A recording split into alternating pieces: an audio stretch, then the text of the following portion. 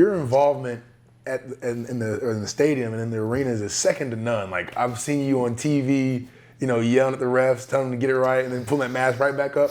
Tell us about that. Like, you're very passionate about, sports and your Auburn Tigers. What is that like for you? I know you have a big weight on your shoulders when it comes to the student section in the jungle. Yes. Tell us about your experience in the jungle. Dylan, y'all don't make my job easy. Dylan, y'all don't make my job easy. You don't make it easy. You make it hard. I'll tell you why you make it hard. Because you lose, it's like, okay, I need people. They're going to show back up. Zero remorse right now. And then when you win, it's like, okay, I need to keep these people off the court. So, it's like, y'all don't make it easy at all. No, it's a roller coaster. Exactly, an extreme roller coaster.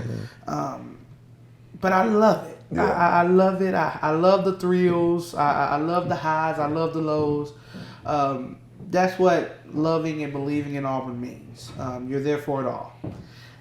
Kind of got involved in jungle my freshman year. Just showed up everywhere. Back then, I was lining up at 3 o'clock in the morning for an 11 a.m. tip. I don't know why I was doing that, but it paid off. Retweet. But man, I enjoyed it. I tell people all the time that I will absolutely run through a brick wall for Bruce Pearl. I would. I love me some Bruce Pearl. And I'm pretty sure we'll get into that later. But just kind of doing that. So when I got involved with the jungle, I was asked to come on as the VP. I did that for 3 years, which majority of my time here at Auburn. And just to see the jungle go to extreme heights, be talked about on ESPN, on all platforms, like Neville Arena is the place to be during basketball season. We hear about Duke, we hear about North Carolina, but when you start talking about those guys down there in Auburn on the plains, Bruce Pearl got this basketball program rocking, and the jungle has to stay rocking. So it's all about, as Bruce Pearl says, making history, and I believe the jungle has done that. We don't sell season tickets for basketball, so it's first come, first serve. The line is wrapped around the village dorm area every game, and then during our big weekends of athletics between gymnastics, women's basketball, and men's basketball, we have the camp out in Jungle Village, and that has just superseded my expectations every year it has happened. But that's Auburn being Auburn right there. So it's amazing. It's fun. It's a headache. But the leaders this year are going to do a phenomenal job. You come in and it's COVID times. Yes. It's probably a tough start. Yes. If you want to jump into something like that, like you have, like you want to be at the sporting events, you want to be doing this, you want to be doing that.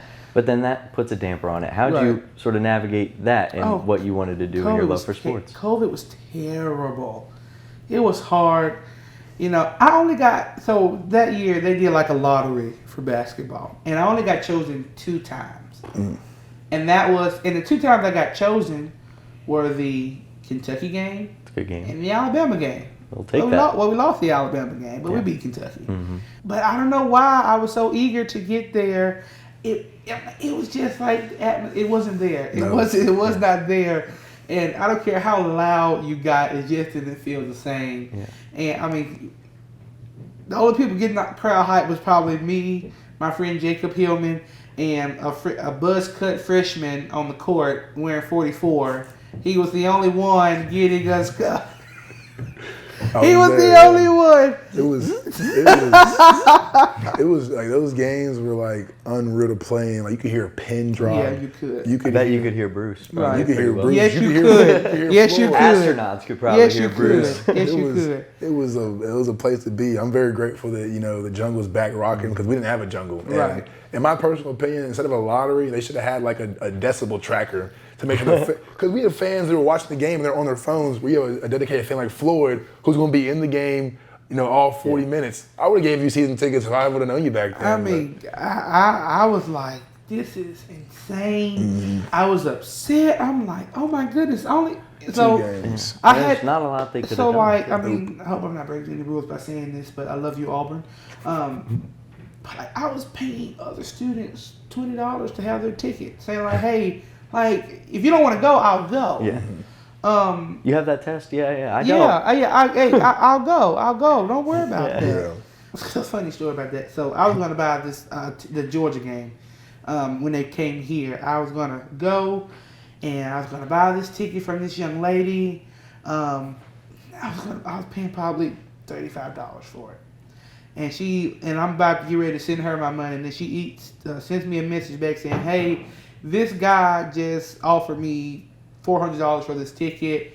I said he can have it. And we lost that game. I said, well, I hope he had fun. I hope he had fun. It was a bad game. I remember like it was yesterday. That's when KD came in and scored like 20 on us. Just went off. Yeah, but there's an old saying that says, you don't know how good you have until it's gone. And I think that was when I realized, okay, what we have here at Auburn is special. And I hate it took a COVID year to make me realize that. So the following year, we got the Jungle back in the stands. They were rewarded, and we all made history.